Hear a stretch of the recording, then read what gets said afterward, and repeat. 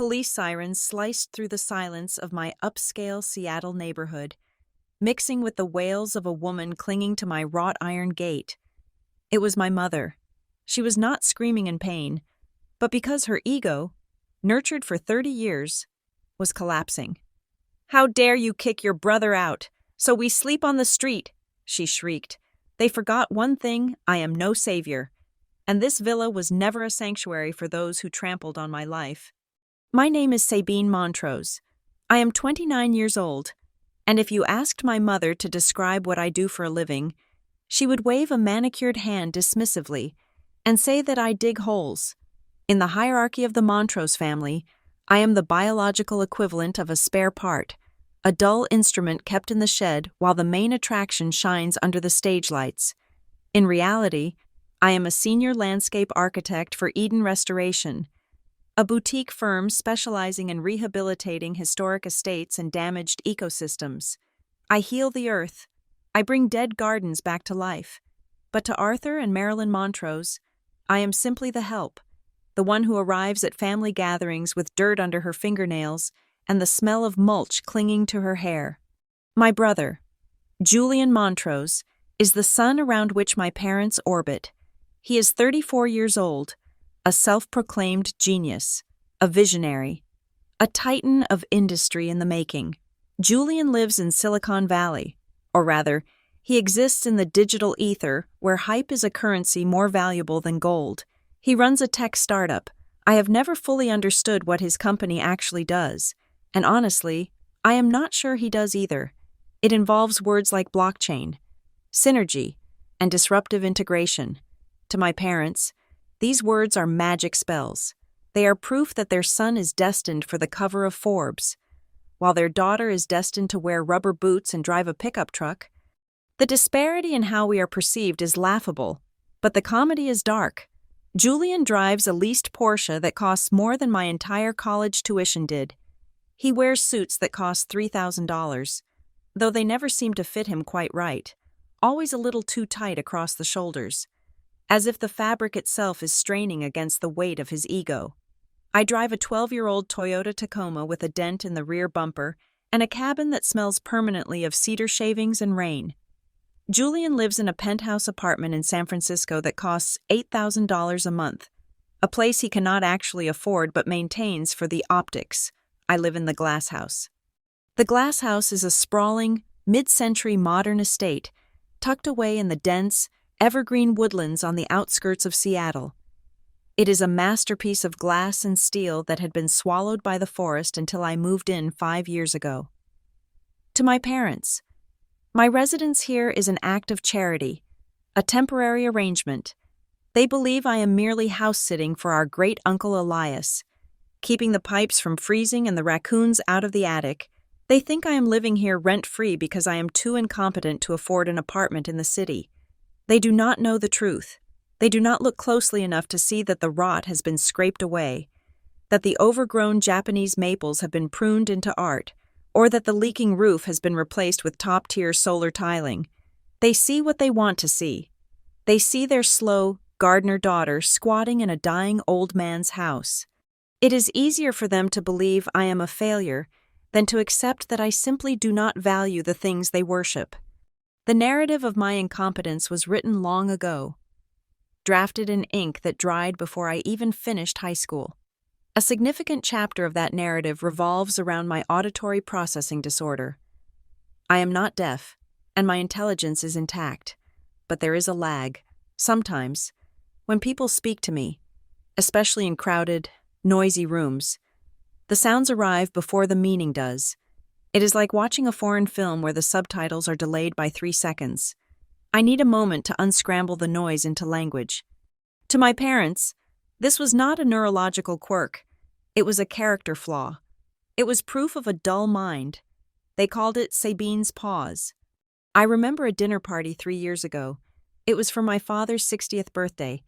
We were at a steakhouse where the lighting was too dim and the acoustics were terrible. The clatter of silverware against china was a cacophony in my brain. Julian was holding court at the head of the table, swirling a glass of red wine that cost $150 a bottle. He was talking about his latest round of seed funding, boasting that he was on the verge of closing a deal worth $20 million. It is about leverage, Julian was saying, his voice booming. You do not buy the asset. You control the asset. That is the future of ownership. My mother, eyes shining with adoration, turned to me. Sabine, surely you can learn something from your brother. Maybe he can hire you to water the plants in his new headquarters. The table laughed. I was trying to separate her voice from the background jazz and the laughter. I blinked, processing the insult, translating the noise into the stinging rebuke it was intended to be. I started, but the moment had passed. Oh, forget it, my father snapped, cutting into his steak. Do not ask her difficult questions. Marilyn, you know how she gets. The lights are on, but nobody is home. I looked down at my hands. They were clean, scrubbed raw before the dinner, but I felt the phantom weight of soil on them. I wanted to tell them that earlier that day. I had successfully negotiated a contract to redesign the municipal park downtown, a project with a budget of $2 million. I wanted to tell them that I managed a team of 15 people who respected me, but the words died in my throat. In this family, I was the audience, and Julian was the show.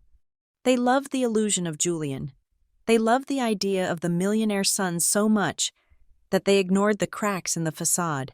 They ignored the fact that Julian frequently called them to borrow $5,000 here, $10,000 there, for liquidity issues. They ignored that he never paid for dinner, claiming he had left his corporate card in his other jacket.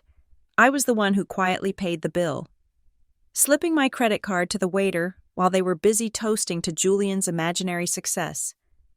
When the bill was settled, my father would assume Julian had taken care of it beforehand.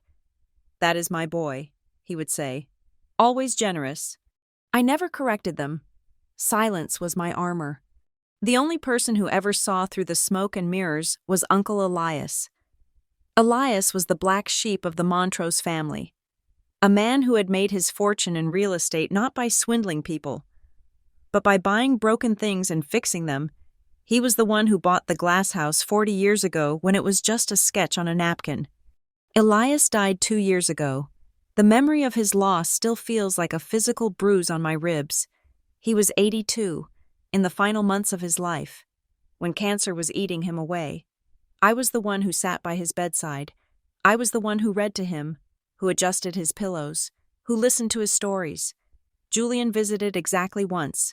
He stayed for 20 minutes, spent 15 of them checking his phone, and then asked Elias if he had considered liquidating his assets to avoid estate taxes. Elias had looked at Julian with cloudy, tired eyes and said nothing. But later, when it was just the two of us, he gripped my hand with surprising strength. They do not see you. Sabine, Elias had whispered, his voice raspy. They look right at you and see nothing, but I see, you are the builder. He is just the demolition crew. That night, listening to the rain hammer against the metal roof of the glass house, I felt seen for the first time in my life. Elias knew. He knew about the APD and how I used the quiet of nature to center myself. He knew that my gardening was actually complex architectural engineering. He respected the silence I carried with me. When he passed, the family assumed the house was in limbo. They assumed probate was dragging on, a bureaucratic nightmare that kept the assets frozen. They were too busy selling their own home in Florida to move closer to civilization to pay attention to the details of Elias's estate.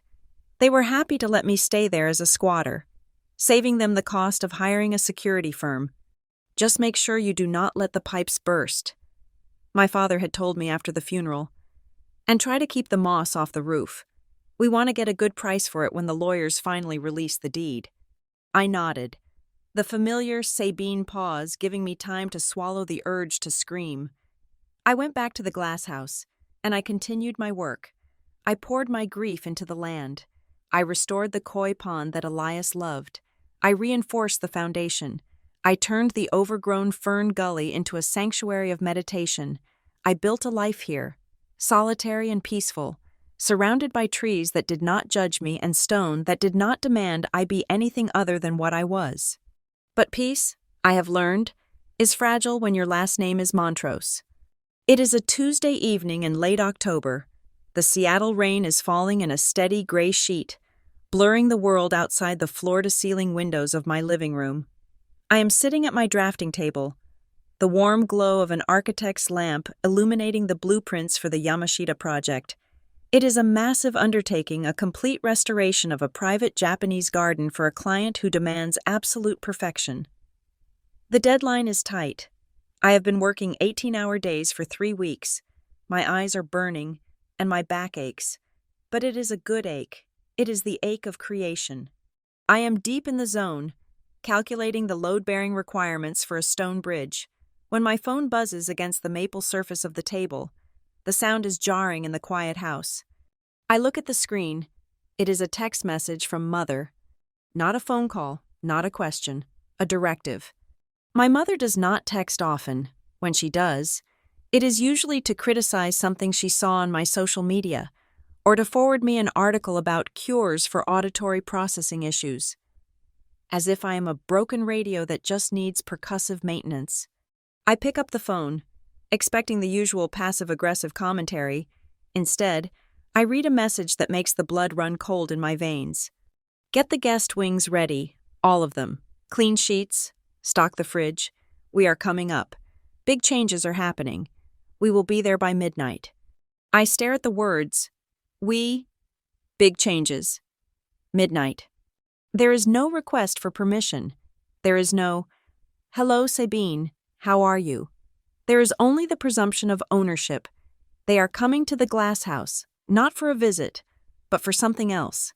The tone is frantic, urgent, and imperious. I type back, my fingers trembling slightly. "What do you mean? Who is coming? I am working." The response is immediate, 3 bubbles dancing on the screen before the text appears. "Don't be difficult. Sabine, just do it. Julian is in trouble. We are all coming. The Florida house is gone. We need the family home. Now." The family home. The phrase hangs in the air, heavy and suffocating. They think this is their safety net. They think they can snap their fingers and I will scramble to turn down the beds and cook the roast. They think I am still the slow, obedient daughter who waits for the lag to catch up before she obeys.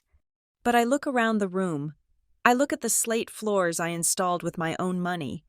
I look at the beam I sanded by hand. I look at the blueprints that prove I am a master of my craft. They are coming. The storm is not just outside the windows anymore. It is driving a caravan north on Interstate 5, bringing chaos to my sanctuary. Julian, the genius, my parents, the enablers. They are coming to take what they believe is theirs. I put the phone down face first. The silence of the house feels different now. It is no longer peaceful. It is holding its breath. I can almost hear the roar of their engines, the screech of their entitlement. They are expecting the doormat. They are expecting the gardener. They have no idea who is actually waiting for them behind the glass.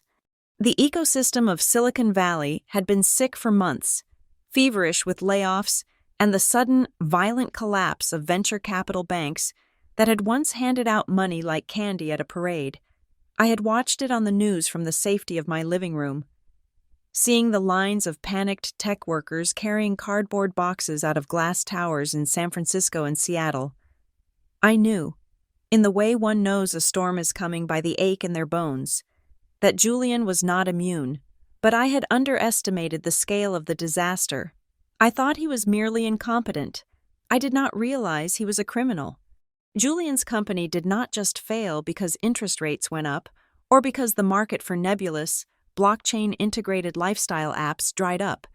It failed because it was a lie, a beautiful, glittering, multi-million-dollar lie. It turns out that my brother was not a CEO. He was a conductor of a symphony of fraud. He had been running a classic Ponzi scheme, using the capital from new, starry-eyed investors to pay off the dividends of the old ones, all while siphoning off a fortune to fund a lifestyle that would make a Roman emperor blush.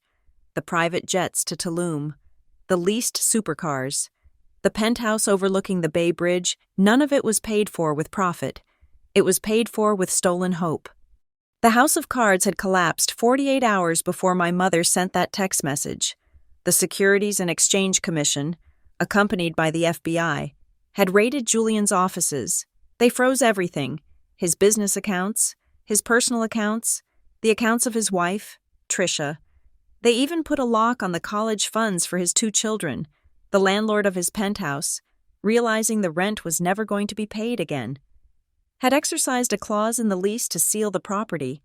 In a single afternoon, the golden boy of the Montrose family went from a net worth of $10 million on paper to being unable to buy a sandwich. But the horror did not stop there. As I sat in my studio, piecing together the fragments of information from news alerts and the frantic, half-coherent voicemails my mother had started leaving while I was staring at her text, a darker truth emerged, a truth that made my stomach turn. My parents were destitute. I had assumed Arthur and Marilyn were safe in their retirement. They had owned a beautiful, mortgage-free bungalow in a gated community in Florida, a place with palm trees and manicured lawns where they planned to spend their twilight years playing bridge and drinking gin and tonics. But 6 months ago, when Julian's scheme first started to wobble, when the cash flow dried up and the investors started asking difficult questions, he had gone to them. He had told them it was just a short-term liquidity crunch. He had promised them that if they could just inject some capital now, the returns would be astronomical by the end of the quarter. So they sold the house. They sold their sanctuary in Florida. They liquidated their 401ks. They cashed in their life insurance policies. They took every cent they had accumulated over 40 years of middle-class striving, roughly $800,000, and they handed it to Julian. And Julian had burned it all in 3 months. He had burned it on legal fees to keep the investigators at bay, on PR firms to scrub his reputation, and on maintaining the illusion that everything was fine. Now, the money is gone. The Florida house was owned by strangers. My parents were not just visiting Seattle. They were fleeing a disaster zone with nothing but the clothes on their backs and a terrifying amount of debt. I could picture the scene unfolding on the interstate right now. They were all crammed into the one vehicle the government had not yet seized, a massive, gas-guzzling SUV that belonged to my father. Inside that metal box were 6 people simmering in a stew of denial and rage. There was my father, gripping the steering wheel, his pride shattered. There was my mother, likely weeping and clutching her pearls, refusing to accept that her son was a criminal. There was Julian, probably sulking and blaming the market conditions or government overreach for his downfall. There was Tricia, a woman who once told me that my job was quaint, now realizing she would never shop on Rodeo Drive again. And in the back, Julian's 2 children, aged 7 and 9, spoiled, rotten, and confused, likely screaming because their iPads had no signal. They were driving north, through the rain, toward the only asset they believed was still in the family, me, or rather, the house they thought I was merely warming for them. The audacity of their plan was breathtaking. They truly believed that because I was the quiet one, the slow one, I would simply step aside. They thought they could roll into the glass house, unpack their 20 trunks of luggage, and take over. They expected me to retreat to the guest cottage or the basement, to become the invisible servant in my own home while they rebuilt their delusions of grandeur within my walls. I looked down at the drafting table. The blueprints for the Yamashita project were spread out before me like a map of a better world. This project was the most important commission of my career. A tech billionaire, a real one, not a fraud like Julian had hired me to restore a 3-acre historic Japanese garden that had fallen into ruin. It was a job that required surgical precision. I was sourcing stones from a specific quarry in Kyoto. I was calculating the exact angle of the moonlight hitting the moss garden. The budget was $2.5 million, and my fee alone was enough to pay off the remaining restoration loans on the glass house. I needed absolute silence. I needed focus. I could not have a chaotic, bankrupt circus performing in my living room. I could not have Tricia critiquing my furniture, or Julian smoking on my terrace while the FBI tried to track him down. My phone rang again. It was my mother. The text had been the warning shot. This was the invasion. I took a deep breath, letting the familiar delay of my auditory processing wash over me, centering myself in the lag before I swiped the green button. Sabine. Her voice was a shriek, distorted by the poor connection and the background noise of rain and crying children. "Did you get my text? Why are you not answering? We are passing Tacoma. We will be there in under an hour." I held the phone away from my ear. "I am working. Mother, I saw the text. You cannot come here." There was a silence on the other end, profound and heavy, before the explosion. "Excuse me?" she hissed. The sweetness of the victim vanished, replaced by the venom of the matriarch. "What did you just say to me?" "I said you cannot come here," I repeated, my voice steady, though my heart was hammering against my ribs.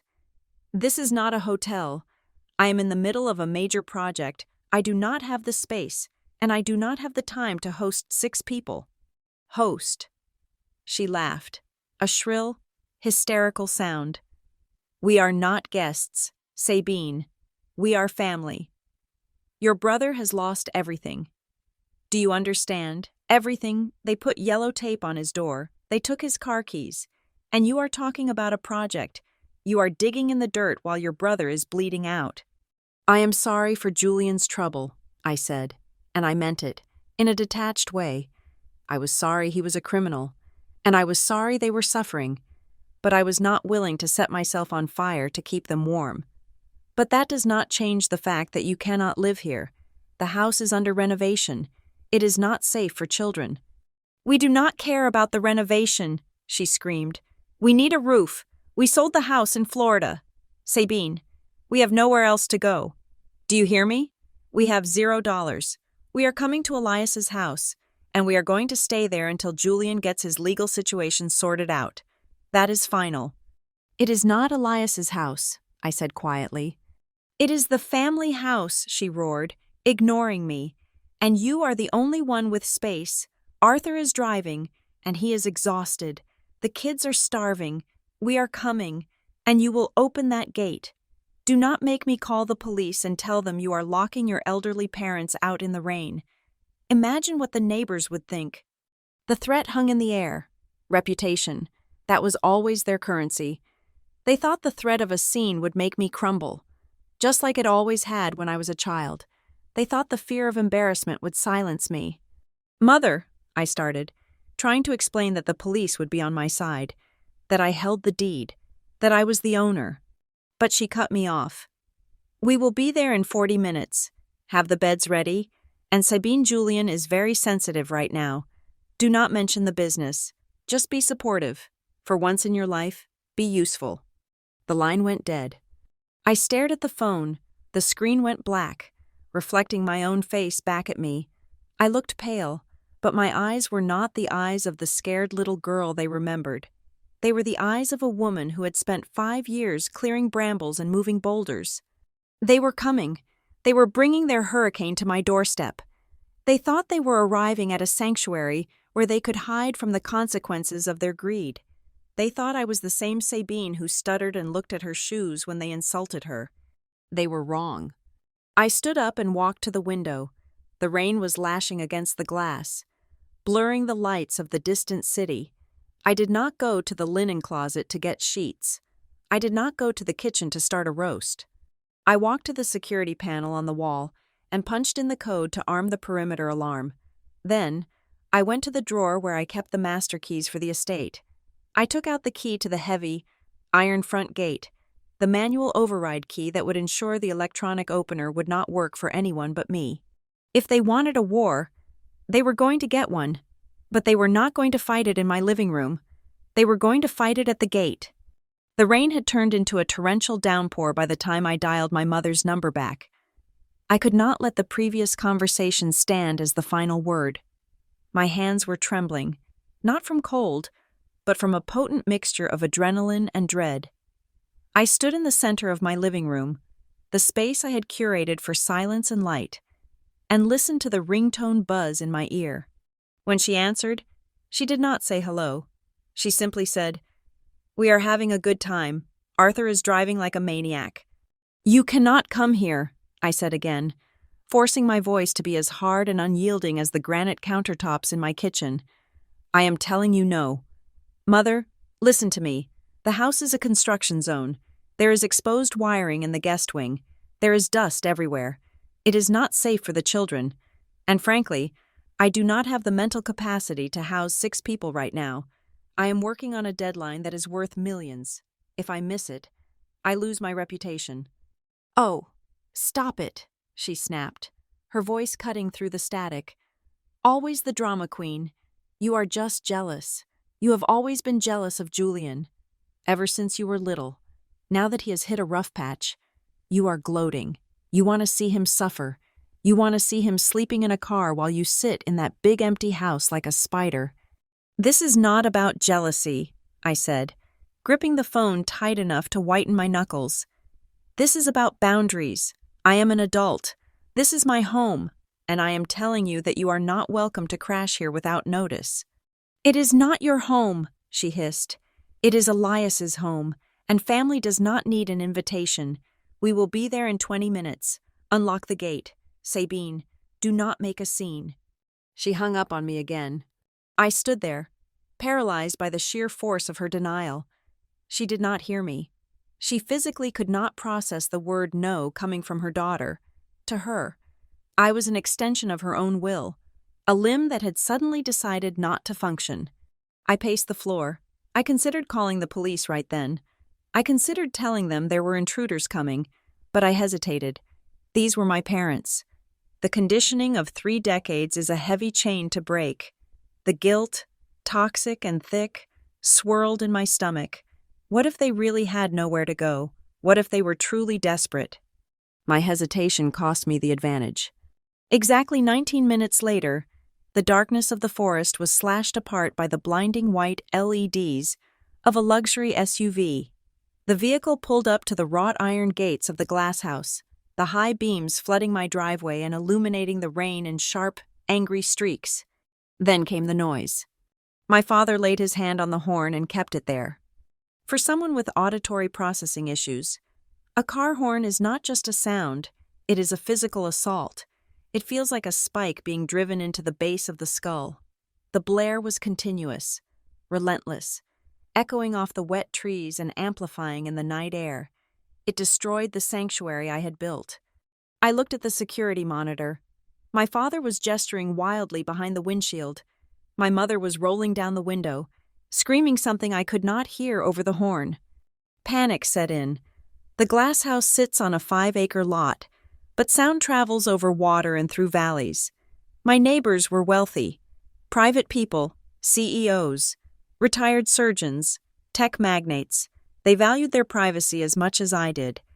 If the police were called for a noise disturbance, it would not just be embarrassing, it would threaten the professional reputation I had built in this community. I could not have a squad car flashing its lights in my driveway. I had no choice. I grabbed the remote and pressed the button. The heavy iron gates groaned and swung open. The SUV surged forward, tires spinning on the wet gravel, and roared up the driveway. It came to a screeching halt just inches from the front steps, the bumper nearly clipping one of my potted Japanese maples. The doors flew open before the engine even died. Chaos poured out. It was instant and overwhelming. The silence of the house was shattered by the shrill voices of children, the slamming of heavy car doors, and the aggressive stomping of feet. Julian was the first one up the steps.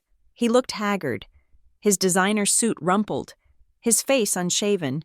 He did not look at me. He pushed past me as I opened the front door, bringing the smell of stale sweat and expensive cologne into the foyer. "God, it is freezing out here," he muttered, walking straight into the living room without taking off his muddy shoes. Trisha followed him, struggling with a massive Louis Vuitton tote bag. She looked at me with a mixture of disdain and exhaustion. She did not say hello. She looked up at the high, cedar-planked ceilings and the exposed steel beams of the entryway and wrinkled her nose. "It smells like a wet dog in here," she announced, her voice echoing. "And why is it so dark? It looks like an old warehouse. Did Elias run out of money before he finished the renovation?" "Take your shoes off," I said, my voice sounding thin and weak to my own ears. "Please, the floors are teak. They stain easily." She ignored me, clicking her heels across the floor to follow Julian. Then came the children, 7-year-old Hunter and 9-year-old Madison. They had been cooped up in a car for 2 days and were vibrating with pent-up energy. They pushed past my legs, screaming, chasing each other into the main hall. "Don't touch that!" I yelled, as Hunter grabbed a scale model of the Yamashita garden sitting on a side table. He ignored me, spinning the delicate foam core trees until one snapped off in his hand. He laughed and threw it on the floor. My parents were the last to enter. My father looked aged, his face gray and drawn, but his eyes held a defiant, angry glint. My mother looked like a woman on the verge of a breakdown. Her makeup smeared, her hair flat. "You let us wait in the rain," my mother accused, shaking her umbrella out directly onto the rug. 5 minutes. Sabine, we sat there for 5 minutes while you played your little power games. "I told you not to come," I said, watching Julian flop onto my white linen sofa. He pulled a pack of cigarettes from his pocket and lit one up. The smell of sulfur and burning tobacco hit me instantly. "Julian, no," I shouted, rushing forward. "No smoking inside. This is a smoke-free house." Julian took a long drag, exhaled a cloud of gray smoke toward the ceiling, and looked at me with heavy, dead eyes. "Relax, Sabine. It is just one cigarette. I have had a hell of a week. Cut me some slack." He flicked the ash. I watched in slow motion as the gray flakes drifted down and landed on the hand-oiled teak floorboards I had spent 200 hours restoring. The heat of the ash would leave a mark. I knew it. "Get out," I said, my voice trembling with rage. "Get out of my house, all of you, now!" My mother stepped between me and Julian. She was small, but in that moment, she seemed to expand with indignation. "How dare you!" she screamed. "How dare you speak to your brother like that? Look at him. He is broken. He needs support, not your nagging about some stupid floor." "This is my house," I repeated, pointing at the door, "and you are destroying it." "It is not your house," my mother shrieked. "It is Elias's house. You are just the caretaker. Do you hear me? You are the help. You have been living here for free for 5 years. Playing lady of the manor. Well, the party is over. Your brother needs a place to restart. He is the one with the potential. He is the one who can rebuild this family's fortune. Not you with your little gardening business." She gestured around the room. "You are single. You have no children. You do not need all this space. You can move your things to the basement. There is a room down there next to the boiler. Isn't there? Or the gardener's shed in the back? Julian and Tricia will take the master suite. Arthur and I will take the guest wing. The children need the library for their playroom." I stared at her, unable to comprehend the level of entitlement. They had already mentally partitioned my home. They had assigned me to the boiler room. "I own this house," I said, but my voice was drowned out by the sound of Madison jumping on the sofa, her muddy sneakers leaving prints on the white fabric. "Enough," my father's voice boomed.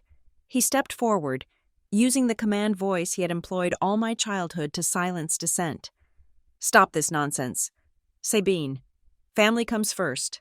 That is the rule. We are in a crisis. We are all making sacrifices. We sacrificed our retirement for your brother. Now it is your turn to sacrifice your comfort. You do not have the right to turn your back on your own blood." He looked at me with a mixture of pity and disappointment. "Do not be selfish. It is unbecoming." I looked around the room. Tricia was already opening the refrigerator in the open-plan kitchen, complaining loudly that there was only organic kale and no soda. Julian was grinding the cigarette butt into the floor with the heel of his shoe. The children were pulling books off the shelves. And then, I looked out the open front door. The interior light of the SUV was still on. I could see the back cargo area. It was packed to the ceiling. But it was not just the car. Behind the SUV, attached to a hitch I had not noticed before, was a small U-Haul trailer. My father followed my gaze. "Go help your father unload," my mother commanded, taking off her coat and throwing it over my drafting table. "Unload what?" I asked, a cold knot tightening in my stomach. "The luggage," she said, as if it were obvious. I walked to the door and looked closer. There were boxes, suitcases, plastic bins, garment bags. I counted them in my head. 5, 10, 15, 20. There were at least 20 large trunks and boxes. This was not a weekend bag. This was not a temporary stay while Julian found a lawyer. This was everything they owned. They had brought their winter coats, their photo albums, and their kitchen appliances. They had not come to stay for a week. They had come to colonize. "You brought everything," I whispered. My mother appeared beside me, looking at the trailer with a grim satisfaction. "Well, obviously, we have no home to go back to. Sabine, we are living here now, so you might as well get used to it. Now stop standing there like a statue and go help your brother carry in his golf clubs. He needs to relax tomorrow." She turned and walked back into the warmth of my home, clapping her hands to rally the children, leaving me standing in the cold, blowing rain, staring at the 20 trunks that contained the weight of their permanent invasion. They were not leaving, unless I made them. The sun rose on the first day of the occupation, casting a pale, cold light over the wreckage of my routine. I usually wake at 5 in the morning to meditate in the Zen garden before the rest of the world demands my attention. Silence is my fuel, but that morning, I woke to the smell of burning bacon and the sound of cartoons blasting at a volume that shook the floorboards. The parasites had settled in, and they were hungry.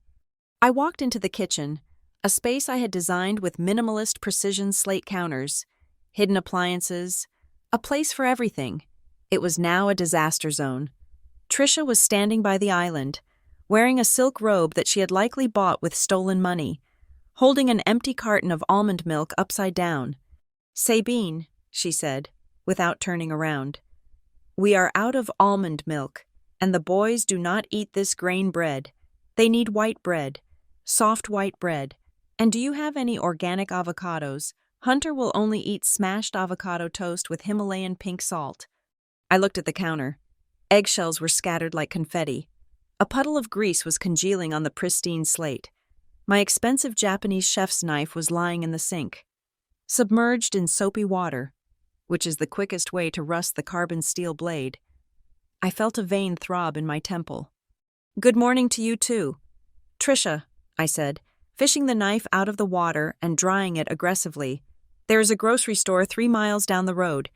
Feel free to go buy whatever white bread and avocados you want." Trisha turned to me, her eyes wide with feigned shock. "With what money?" "Sabine, your brother's cards are frozen. We are destitute. Surely you can run to the store for the family. We are guests." "You are not guests," I corrected her, pouring myself black coffee. "Guests are invited, guests leave, and guests do not destroy the kitchen." Before she could respond, Julian walked in. He was wearing sweatpants and a t-shirt that said, "Disrupt the narrative." He looked like a man who had not slept, but his arrogance was fully awake. "I need the office," he announced, pouring himself a mug of my coffee without asking. "I have back-to-lawyer calls all morning, critical stuff. I need absolute privacy, no kids, no vacuuming." "I am working in the office," I said. "I have a deadline." "On what?" Julian sneered, blowing steam from his mug. "Gardening plans, drawing where the petunias go. Look, Sabine, I am dealing with federal indictments and attempting to restructure a multi-million-dollar corporation. My work takes precedence over your little hobby. I need the bandwidth." He did not wait for an answer. He turned and marched down the hall toward my study, the sanctuary where I kept my drafting table, my reference books, and the high-performance computer I used for 3D rendering. I followed him, intending to throw him out physically if I had to, but when I reached the doorway, he had already slammed the door and locked it. Through the solid oak, I could hear his muffled voice. He was not talking to lawyers. The tone was not authoritative. It was desperate. "Come on, Brad," I heard him pleading. "I just need a bridge loan, $50,000. I will pay you back double in a month. It is just a liquidity issue. The feds are just posturing. Brad. Are you there?" He was begging. The titan of industry was cold-calling his college buddies to beg for scraps. I walked away. I set up my laptop on the dining room table. Surrounded by the noise of his children screaming at the television, it was impossible to concentrate. Every time I tried to calculate a slope gradient, One of the boys would run past and bump the table. Later that afternoon, I found Julian in the living room. He had emerged from the office, defeated but masking it with bravado. He was holding one of my blueprints, the master plan for the Yamashita project. It was a large format print, intricate and detailed, showing the elevation changes and the hydraulic systems for the koi pond. "This is cute," Julian said, flicking the paper with his finger. "It looks like a treasure map I drew when I was 6. "Put that down," I said, stepping forward. "That is a legal document." "It is a drawing of a yard. Sabine," he laughed, tossing the blueprint onto the coffee table where a ring of condensation from his soda can was waiting to ruin it. "You act like you're building a skyscraper. How much do people pay for this? $500, $1,000. I snatched the drawing away, wiping the moisture off the corner. "My fee for this design is $85,000, I said coldly. "And the total project budget is $3 million. So yes, Julian, it is a bit more than a treasure map." He stared at me, his mouth twitching. He did not believe me, or rather, he refused to believe me, to admit that his little sister was earning real, clean money while he was facing prison for fraud would be to shatter his entire worldview. "Sure," he scoffed. "Keep dreaming. If you had that kind of money, you would not be driving a 12-year-old truck. It is called being solvent. Julian, you should try it sometime." He glared at me, his face flushing red. But before he could retort, my parents walked in from the patio. They had spent the morning walking around the property, inspecting it like prospective buyers. My father was holding a tape measure. My mother was making notes in a small notebook. "Sabine," my father boomed, ignoring the tension in the room. "We have been thinking, this place has potential, but the layout is all wrong for a family. That rock garden in the back, the one with the sand." "The Zen garden," I said. "It is a Karasan-sui dry landscape. It is for meditation." "It is a waste of space," my father declared. "It is just rocks and dirt. The boys need somewhere to swim. We were thinking if we bulldoze that area, we could put in an infinity pool. It would increase the property value by at least 15%. I know a contractor who owes me a favor. We could probably get it done for $40,000 if we act fast." My blood ran cold. The Zen garden was the heart of the glass house. I had spent 2 years placing those stones. I raked that sand every morning as a ritual of grounding. It was where Elias had spent his final days, watching the shadows lengthen across the gravel. "You are not touching the garden," I said, my voice shaking with suppressed rage. "You are not bulldozing anything. You do not own this house. You are not renovating." "Oh, stop being so sentimental," my mother chimed in, tapping her pen against her notebook. "We are doing you a favor. An infinity pool is what buyers want. When we eventually sell this place to pay off Julian's legal fees, you will thank us." They were not just invading. They were actively planning to liquidate my home. They saw the glass house not as my sanctuary, but as a piggy bank they could smash open to save their golden child. I realized then that words were useless. They did not respect my ownership because they did not respect me. I needed leverage. I needed evidence. That evening, while the family was distracted by a pizza delivery which I had to pay for, of course, because their credit cards were declined, I went into the utility room. I found a box of small, high-definition security cameras I had bought for a job site but never used. They were motion-activated and connected to the cloud. I spent the next hour moving silently through the house. I placed one on top of the bookshelf in the library, hidden behind a bust of Plato. I placed one in the molding of the dining room. I placed one in the office, tucked behind a row of binders. And finally, I placed one in Elias's old study, pointing directly at the wall safe. I did not have to wait long for results. Later that night, I pulled up the feed on my phone. The house was dark, but the infrared camera in the study picked up movement. It was Julian. He was not sleeping. He was in Elias's study, moving the painting that covered the wall safe. He was trying combinations. He was looking for the deed. He was looking for the will. He was looking for anything that would prove I was not the owner, anything he could steal to save his own skin. I recorded the clip and saved it to a secure folder labeled evidence. But the real test came the next afternoon. I had a meeting scheduled with a new client. His name was Alex Mercer. He was 28 years old, wore hoodies to board meetings, and had just sold his artificial intelligence company for $2 billion. He was looking to build a sustainable, off-grid retreat in the mountains. And he wanted me to design the landscape architecture. It was a career-defining commission. I had told the family explicitly, I have a VIP client coming at 2 p.m. Stay in the guest wing. Do not come into the main hall. Do not speak to him. Be invisible. At 2 o'clock, Alex Mercer pulled up in a modest electric sedan. He was wearing jeans and a vintage t-shirt. He looked like a college student, not a billionaire. I met him at the door, professional and poised. Mr. Mercer, welcome. Thank you for coming all the way out here. Call me Alex, he smiled, shaking my hand. This place is incredible. Sabine, the way you have integrated the structure with the forest canopy, it is exactly what I'm looking for. We were walking through the living room, discussing the soil composition of his mountain site, when the disaster happened. My mother emerged from the kitchen.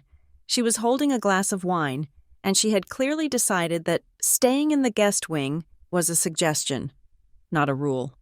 She looked Alex up and down, taking in his scuffed sneakers and messy hair. She sniffed dismissively. Oh, she said, her voice dripping with condescension. Is this the boyfriend I thought you said you had a client coming? Mother, I said, my teeth clenched. This is Mr. Mercer, my client. My father wandered in behind her, looking equally unimpressed. He walked right up to Alex, encroaching on his personal space. So, you are a client.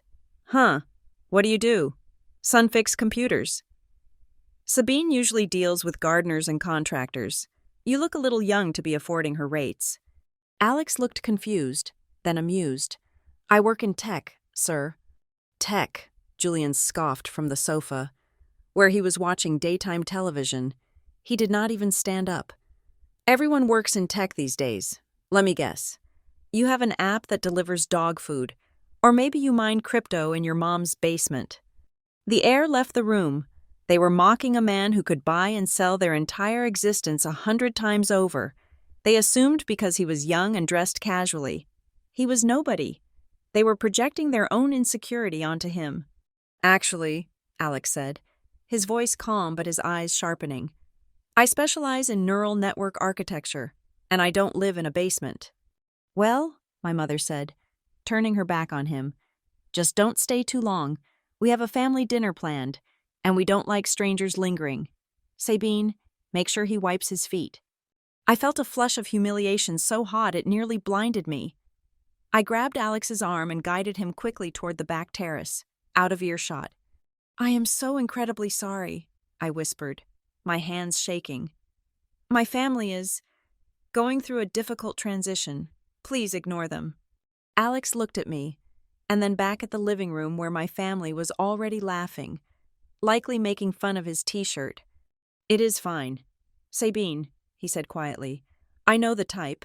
I deal with boards of directors like that every day. People who think the suit makes the man. But frankly, if I were you, I would check your security protocols.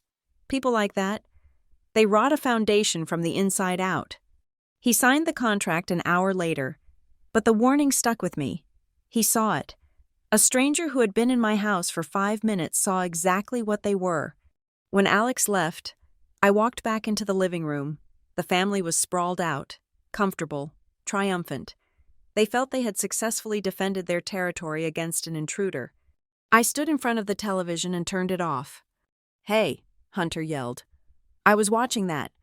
Listen to me, I said, my voice low and dangerous.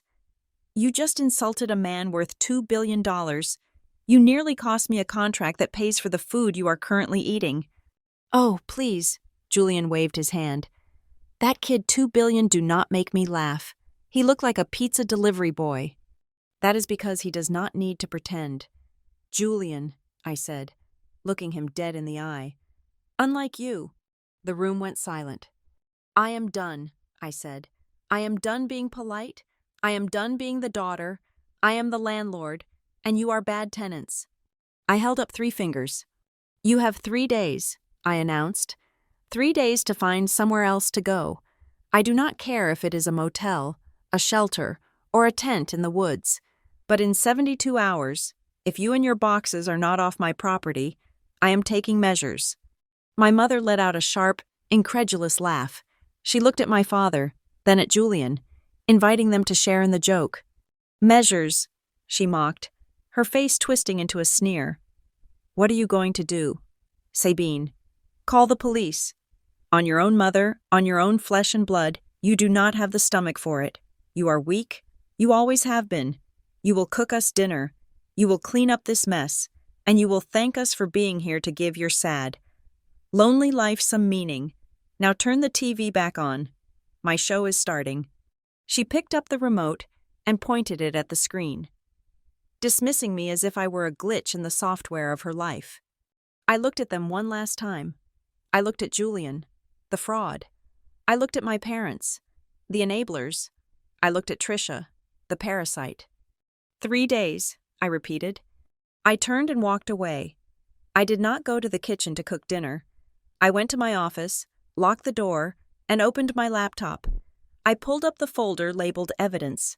I watched the video of Julian cracking the safe again. My mother was right about one thing. I used to be weak, but she was wrong about the rest. I did not need a stomach for violence. I just needed the law. And thanks to Julian's stupidity, I had plenty of that on my side. To understand the depth of my family's delusion and the steel that reinforces my own spine, we must step back from the rain-soaked chaos of the present. We must go back 3 years, to a room that smelled of antiseptic and dying orchids. It was the master bedroom of the glass house, the very room Julian and Trisha had currently commandeered. But back then, it was a sanctuary of silence. My great-uncle Elias lay in the center of the bed, his body whittled down by illness to little more than sharp angles and papery skin. But his eyes were alive. They were dark, intelligent, and fiercely lucid. I was sitting in the armchair beside him, reading aloud from a book on botanical history. It was our ritual. My parents and Julian rarely visited. When they did, they hovered in the doorway, checking their watches, talking loudly about end-of-life care facilities, as if Elias were already a piece of furniture to be moved into storage. They saw a dying old man.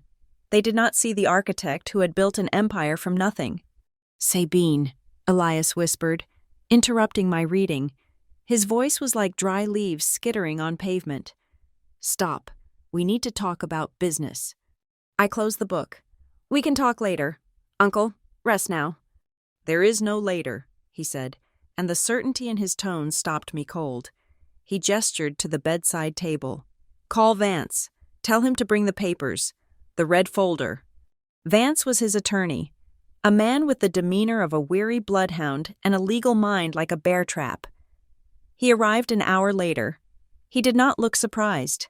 He simply opened his briefcase and laid a stack of documents on the duvet cover. You know what they are waiting for, Elias said to me, his gaze fixed on the ceiling. Arthur, Marilyn, Julian, they are waiting for the clock to run out. They look at this house and they see a piggy bank. They look at this land and they see a subdivision. I nodded, unable to speak. I knew it was true. I had heard my father joking about how much the timber rights on the property alone would be worth.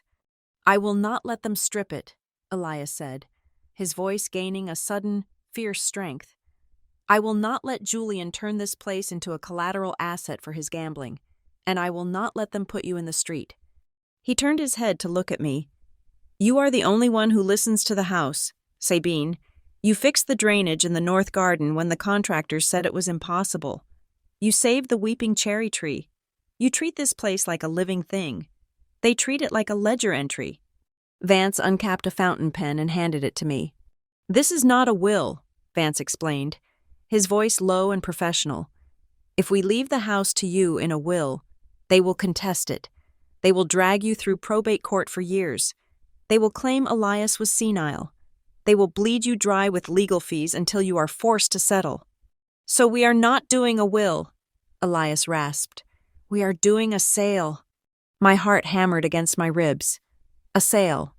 I am selling you the glass house, Elias said, a ghost of a smile touching his lips. Today, right now, for the sum of $1. He reached out a trembling hand. I dug into my pocket and found a crumpled dollar bill. I placed it in his palm. His fingers closed over it tight. "Consider it paid in full," he whispered. I signed the papers. The deed was transferred. The title was cleared, in the eyes of the law. From that moment on, I was the sole owner of the estate. But there was more. Vance slid another document forward. "This establishes the Elias Montrose Preservation Trust," Vance said. "It is a blind trust, funded with the bulk of Elias's liquid assets, $5 million. It is dedicated exclusively to the maintenance, taxes, and restoration of this property. You are the sole trustee. No one else can touch a cent of it, not for debts, not for loans, not for family emergencies." "Why?" I asked, tears blurring my vision. "Why do this for me?" "Because you are the builder," Elias said, closing his eyes. "And because when they come, and they will come, Sabine, you need to be the fortress. Promise me one thing. Do not tell them yet. Let them think it is in probate. Let them reveal themselves. Let them show you exactly who they are before you drop the gate on them. If you tell them now, they will swarm you while you are grieving. Wait until you are ready." I promised. 2 days later, he was gone, and for 3 years. I kept the secret. I played the role of the caretaker. I let my parents condescend to me. I let Julian sneer at my squatting. I held the truth close to my chest like a hidden blade, waiting for the moment they would force me to draw it. That moment had arrived. We returned to the present day, to the second day of the occupation. I was in my makeshift workspace in the dining room, but my attention was focused entirely on the screen of my laptop. I was watching the feed from the hidden camera I had installed in Elias's old study. Julian was there. He had not gone to meet with lawyers. He had stayed home, pacing the room like a caged animal. He was convinced that the salvation of his financial ruin lay somewhere within these walls. He believed there was a secret stash of gold, or perhaps bearer bonds, hidden by the eccentric old man. I watched as he welcomed a man in blue coveralls into the room, a locksmith. "Yeah, I lost the combination years ago," Julian was saying, his voice smooth and lying effortlessly. "My grandfather's safe. We just need to get the old family papers out. Can you crack it?" The locksmith, a man who clearly just wanted to get paid and go home, nodded. "Standard dial. Give me 20 minutes. I could have called the police right then. I could have marched in there and announced that he was breaking into a safe that did not belong to him. But I didn't. I watched. I wanted to see his face when he found what was really inside. I wanted him to commit the crime fully. The drill whirred. The sound vibrated through the floorboards. A physical violation of the house. But I sat still. "Got it," the locksmith said. The heavy steel door of the wall safe swung open. Julian practically shoved the man aside. He paid him in cash likely taken from my mother's purse and hustled him out of the room. As soon as the door clicked shut, Julian turned back to the safe, his eyes wide with greed. He reached in, expecting stacks of cash or velvet bags of diamonds. Instead, he pulled out 3 leather-bound notebooks. I knew those notebooks. They were Elias's journals from the last decade of his life. I had left them there intentionally. Julian rifled through the safe, tossing papers onto the floor, checking for a false bottom. Nothing, just the books. "Damn it," he hissed, kicking the desk. "Where is it? Where is the money?" He picked up the first journal, flipping through the pages frantically. He was looking for account numbers. Instead, he found words. I zoomed in on the camera feed. I could see the agitation in his body language as he began to read. I knew exactly which passage he had stumbled upon, because I had bookmarked it in my mind years ago. October 14th, 2018. Arthur and Marilyn visited today. They brought the boy, Julian. He spent the entire hour talking about his vision for the future. He is a hollow man. He speaks in echoes. He looks at this house and sees only square footage. He looks at his sister and sees a servant. I fear for Sabine when I'm gone. They will try to consume her. They are locusts, swarming from one green field to the next, leaving nothing but dust behind. I watched Julian's face turn a blotchy, furious red. He slammed the book shut. He picked up the second one. Julian asked for money again. He calls it an investment. I call it theft. I have decided to cut them off. The estate will go to Sabine. She is the only one with a soul worth preserving. The others are lost to their own vanity. Julian threw the book across the room. It hit the wall with a heavy thud. He was breathing hard, his chest heaving. He had gone looking for a lifeline and found a condemnation. He stood there for a long moment, vibrating with rage. Then, the cunning returned to his eyes. He gathered the journals up from the floor. He did not intend to show them to our parents. He could not let them know that Elias had seen through them, that the beloved patriarch actually despised them. It would destroy the narrative that they were the rightful heirs who had been cheated by a slow legal system. He stuffed the journals into the bottom of a trash bag filled with shredded paper. Nothing, he muttered to himself, rehearsing his lie. The old man was senile, empty. Sabine probably stole it. But then, as he was reaching back into the safe to ensure it was truly empty, his fingers brushed against something taped to the top of the interior compartment. My breath hitched. I had forgotten about that. He peeled it loose. It was an envelope, yellowed with age. It was not addressed to anyone. Julian tore it open. He pulled out a single sheet of paper. It was a letter Elias had written but never sent, a draft intended for his banker in Zurich. I could not read the text from the camera, but I saw Julian's reaction. His eyes widened. His mouth curved into a slow, predatory smile. He smoothed the paper out on the desk, taking a picture of it with his phone. He laughed. It was a low, ugly sound. "Jackpot," he whispered. I felt a cold shiver run down my spine. I knew what that letter alluded to. It mentioned a reserve account attached to the deed the maintenance trust, but the way the letter was phrased, if read out of context, made it sound like there was a separate, unclaimed liquid asset worth millions sitting in a dormant account, accessible to whoever held the title to the house. Julian didn't know the house was already mine. He thought the title was still in Elias's name, suspended in probate. His plan formed right before my eyes. I could see the gears turning. If he could forge a document, or if he could manipulate our parents into claiming guardianship over me, he could seize control of the probate process. He believes that if he can get his hands on the deed, he can use the house as collateral. He thinks he can mortgage the glass house to pay off his debts and access this imaginary secret account.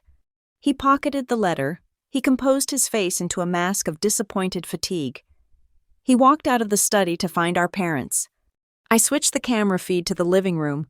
"Well," my father asked, looking up from his newspaper, "did you get it open? What was in there?" Julian shook his head, looking devastatingly sad. "Nothing, Dad. Empty. Just some old receipts and dust." "Impossible," my mother said. "Elias was a hoarder. He must have kept cash." "I think—" Julian hesitated, casting a glance toward the hallway where he thought I was. "I think someone got there before us. The dust inside was disturbed. I think Sabine cleared it out years ago." "That little thief," my mother hissed. "I knew it. She has been stealing from the estate all this time." "Don't worry," Julian said, walking over and putting a hand on her shoulder. "I found something else, a way to fix everything. But we need to be aggressive. We need to take control of the title. I know a guy who can expedite the paperwork, but we might need to prove that the current caretaker is unfit." "Unfit?" my father asked. "You know," Julian said, tapping his temple. "Mentally, she is unstable. The hoarding, antisocial behavior, the noise sensitivity. If we can get power of attorney over her, we can manage the estate properly, for her own good, of course." My mother nodded slowly, a dark understanding dawning in her eyes. For her own good, yes, she has always been fragile. I sat in the dining room, the laptop screen glowing in the dim light. They were not just going to steal my home, they were going to try to steal my mind. They were going to gaslight me, declare me incompetent, and lock me away so they could cannibalize the only thing I loved. I closed the laptop. My hands were no longer shaking. Julian had found the letter, but he had missed the most important thing. He had missed the fact that the game was already over. He was planning a coup on a kingdom that already had a queen. He wanted to play dirty. He wanted to question my sanity. I looked at the hard drive where the video file was currently saving. Let them try. The 72-hour deadline expired at exactly 6 in the evening on Friday. I had spent the day at the Yamashita site, supervising the installation of 3 massive granite boulders that had been shipped all the way from a quarry in Vermont.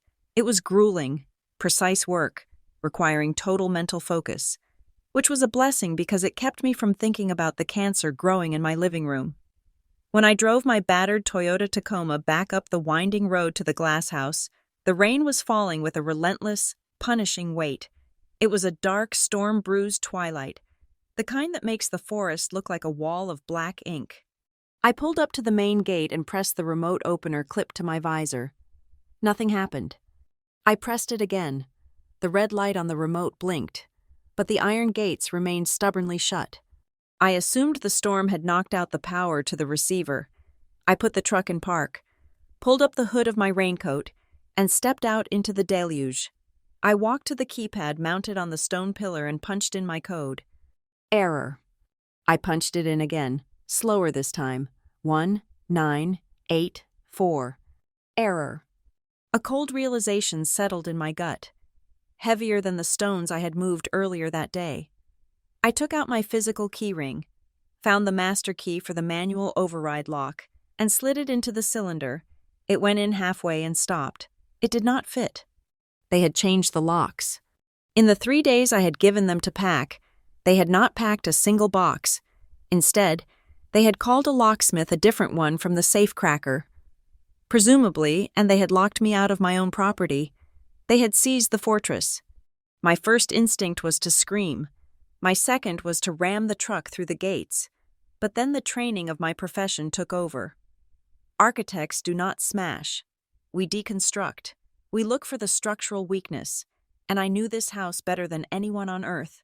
Julian saw walls. I saw pathways. I left my truck parked on the shoulder of the access road, hidden behind a thicket of rhododendrons. I moved on foot through the woods, circling the perimeter of the estate. The rain was my cover. I slipped through the dense ferns, the mud sucking at my boots, until I reached the north side of the house. There was a service entrance here, concealed behind a trellis of climbing ivy. It was a narrow door, designed for the maintenance crew to access the sub-basement where the geothermal heating systems were housed. Elias had shown it to me a decade ago. It opened with a simple magnetic keycard, the kind used for commercial buildings, which I kept in my wallet. I held my breath and tapped the card against the hidden reader. The light turned green. The lock clicked. I slipped inside and closed the door softly behind me. I was in the mechanical room. The hum of the geothermal pumps was a steady, rhythmic thrumming that masked the sound of my breathing. I took off my boots so I would make no noise. I crept up the service stairs, which opened into the pantry behind the kitchen.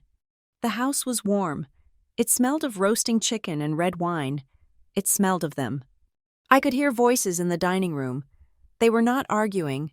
They were not packing. They were laughing. It was the sound of a celebration. I pressed myself against the wall, peering through the crack between the pantry door and the frame. I had a direct line of sight to the dining table. My mother was at the head of the table, holding a crystal wine glass. My crystal wine glass. Julian was pacing back and forth, looking energized, manic. My father was nodding along, looking at a stack of papers spread out on the table where my blueprints usually lay. "It is airtight," Julian was saying, his voice vibrating with excitement. "I spoke to Dr. Aris this afternoon. He is willing to sign the affidavit. He remembers Sabine from when she was a teenager. He remembers the diagnosis." "That was just auditory processing disorder," my father grunted, cutting a piece of chicken. "It means she hears slow. It does not mean she is crazy. It means whatever we need it to mean." "Dad," Julian snapped, "the courts do not understand the nuance. We paint a picture. She is a recluse. She talks to plants. She has no social life. She is paranoid. Remember how she installed those cameras, paranoia? Remember how she hoarders money and refuses to help her family in a crisis delusion? We position it as a mental breakdown triggered by the stress of Uncle Elias's death. We argue that she lacks the capacity to manage the estate. My blood turned to ice. They were not just stealing the house. They were planning to steal my personhood. And then what? My mother asked, taking a sip of wine. We put her in a home. No, Julian said, waving his hand dismissively. That costs money. We petition for an emergency conservatorship. We become her legal guardians. You and Dad take control of her assets, including the house, to manage them for her benefit. Once we have power of attorney, we can leverage the deed. We can take out a loan against the equity to settle my legal fees and get the company back online. We save the house. We save my reputation. And we keep Sabine safe from herself. It is a win-win. She will fight it, my father said doubtfully. With what? Julian scoffed. She has no cash. I checked her visible accounts. She puts everything back into this stupid house. And who will the judge believe, the grieving parents and the tech CEO brother, or the spinster gardener who lives in the woods and locks her family out in the rain? My mother set her glass down. Her face was thoughtful, calculating. She did not look horrified that her son was proposing to strip her daughter of her civil rights. She looked relieved. She has always been difficult, my mother said softly. Even when she was little, she would just stare at you, empty eyes. I always knew there was something wrong with her wiring. Maybe this is for the best. She clearly cannot handle the responsibility of a place like this. Look at how she treats us. A sane person does not evict their parents. Exactly, Julian said, slamming his hand on the table. We are doing her a favor. We take the burden off her shoulders. I clamped a hand over my mouth to stop the bile from rising in my throat. They had rewritten my entire life to fit their narrative. My focus was staring. My boundaries were paranoia. My success was hoarding. I wanted to burst into the room. I wanted to scream that I was the only reason this roof was not leaking onto their heads. But I stopped myself. Architects do not smash. We deconstruct. If I went in there now, it would be a he said, she said argument. I needed more. I needed to know how far they had already gone. I slipped away from the pantry and moved silently down the hallway toward the east wing, toward my bedroom. The door to my room was wide open. I stepped inside, and for a moment, I thought I had walked into the wrong house. My sanctuary was gone. The room had been ransacked. The drawers of my dresser were pulled out. Clothes scattered across the floor. My jewelry box was overturned. They had been looking for cash, or perhaps the deed itself. But it was my work table that stopped my heart. I had spent 6 months building a scale model of the Yamashita project. It was a masterpiece of miniature engineering, made of balsa wood, moss, and hand-painted resin. It was the physical manifestation of $85,000 worth of design work. The table was empty. I rushed to the window. It was open, letting the rain soak the curtains. I looked down into the mud of the side yard. There, lying in the pouring rain, were the crushed remains of my model. It looked like someone had stomped on it. The delicate bridges were snapped. The tea house was crushed. The resin water features were cracked. My mother's voice floated down the hall, muffled but clear. I cleared out that junk in her room. Trisha needs space for her yoga mat. Sabine had all these toys everywhere. Grown woman playing with dollhouses. It is pathetic. I gripped the windowsill. The pain was physical, a sharp, jagged thing in my chest. That model was not a toy. It was my contract. It was my promise to my client. Destroying it was an act of professional sabotage. I closed my eyes and took a breath. 1, 2, 3, the lag. I let the emotion wash over me and recede, leaving behind a cold, hard clarity. I did not scream. I pulled out my phone. I walked over to the window and recorded the wreckage in the mud. I recorded the state of my room. I recorded the empty drawers. Then, I walked back to the hallway. I stood in the shadows and recorded the audio of their conversation in the dining room. I caught Julian saying, We file the papers on Monday morning. We catch her off guard. I caught my mother saying, I will tell the judge about the time she forgot to call me on my birthday. It shows a lack of cognitive empathy. I had enough. I retreated to the server closet in the hallway, a small, locked room, disguised as a linen cupboard where the main router and the security hard drive lived. I used my key to open it. I pulled the backup drive from the security system. It contained everything: the footage of Julian cracking the safe, the footage of them destroying my model, the footage of Trisha stealing my wine, and the footage of them plotting to commit guardianship fraud. I put the hard drive in my waterproof jacket pocket. I checked my phone. It was 8 o'clock at night. I dialed a number I had saved for 3 years. Vance, the voice on the other end answered. He sounded like he was in the middle of dinner, but he picked up on the first ring. They changed the locks, I said. My voice was steady, terrifyingly calm. I am inside the house, hiding. They are planning to file for a conservatorship on Monday. They want to declare me incompetent to seize the estate. There was a pause, and then I heard the sound of a chair scraping back. Are you safe? Vance asked. Yes, I have the evidence. I have audio of the conspiracy. I have a video of property destruction. I have everything. Do not confront them, Vance commanded. If you confront them, it becomes a domestic dispute. The police will just separate you for the night. We need them to feel secure.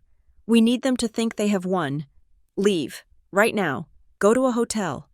But my house, it is not a house anymore.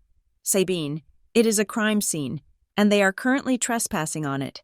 Did you send the warning letter? Yes, the 3-day notice expired at 6. Good, Vance said. That means as of 2 hours ago. Their presence is a felony. Let them sleep in the beds they think they have stolen. Tomorrow, we do not just evict them, we destroy them. Meet me at my office at 8 in the morning. Bring the hard drive. Understood, I said. I hung up. I took one last look at my parents. My father was pouring another glass of wine, laughing at something Julian had said. They looked so comfortable. They looked like the lords of the manor, feasting on the spoils of a war they thought they had already won. I felt a strange sense of pity for them. They had no idea that they were not sitting in a dining room. They were sitting in a trap. I slipped back down the service stairs, out the ivy-covered door, and into the night. I walked back to my truck in the pouring rain. I did not turn on the headlights until I was down on the main road. I drove to a generic business hotel near the highway, checked into a room with beige walls and the smell of lemon cleaner. I stripped off my wet clothes. I set up my laptop. I inserted the hard drive. I watched the footage of Julian destroying my model again. I watched him stomp on the delicate balsa wood. I watched him laugh. I reached for the bottle of water on the nightstand and took a sip. My mother had asked if I would sleep on the street. No, Mother, I whispered to the empty room. I am sleeping in a Hilton, but you have no idea where you are sleeping tomorrow. I lay down, but I did not sleep.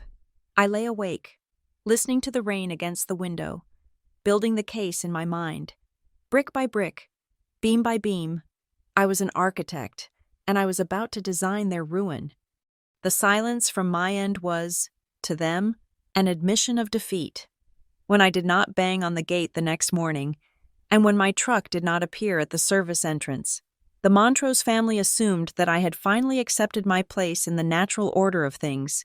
In their minds, I was the frightened, socially awkward daughter who had retreated to a friend's couch or a cheap motel to lick her wounds. They believed they had won the war without firing a single shot, simply by changing a lock and exerting the sheer, crushing weight of their entitlement. From the safety of my hotel room, I watched them via the hidden cameras. It was a study in instant colonization. By noon on Saturday, Trisha had rearranged the furniture in the great room to better suit her feng shui, dragging my heavy, custom-milled coffee tables across the floor with a carelessness that made me wince. My mother spent the morning on the phone, her voice carrying that specific, trilling tone she used when she was lying to her social circle. She was telling anyone who would listen that Julian has finally settled down and that he had acquired the family estate to raise his children in the fresh air. But it was Julian who truly descended into madness. He sat at my dining table, surrounded by the wreckage of his own financial failures, and hatched a plan so audacious, so recklessly stupid, that even I was impressed by the scope of his delusion. He realized that he could not mortgage the house immediately. He still needed to forge the guardianship papers and get a judge to sign off, which would take weeks. But he needed money now. He needed cash to pay off the sharks circling his failed startup and to maintain the facade of wealth he had presented to the world. So, he decided to use the house as a stage prop. "We throw a party," I heard him say to my father on the camera feed. "A housewarming, but not just housewarming, a soft launch for my new venture. We invite the local angel investors, the Seattle tech crowd. We show them the estate. We show them stability. I tell them I have pivoted. I am launching Phoenix AI. I need $2 million in seed capital if they see me living here in a $10 million property. They will know I am liquid. They will write the checks on the spot." "Is that safe?" my father asked, though he was already pouring himself a glass of my vintage scotch. "What if Sabine comes back?" "She is gone, Dad," Julian scoffed. "She is scared of her own shadow. Besides, if she shows up, we just tell security she is a disgruntled former employee. No one will believe the gardener over the owner." And so, the preparations began. It was grotesque. They did not have 2 nickels to rub together. Yet they set about organizing a gala event for Sunday evening. I watched as Julian downloaded a series of predatory lending apps, the kind that charge 400% interest to generate instant lines of credit. He used them to order 5 cases of Dom Perignon from a high-end delivery service. He hired a catering company that specialized in sustainable luxury, ordering trays of Wagyu sliders and lobster tails. He put it all on digital credit cards that would likely bounce within 48 hours. My mother was in charge of the guest list.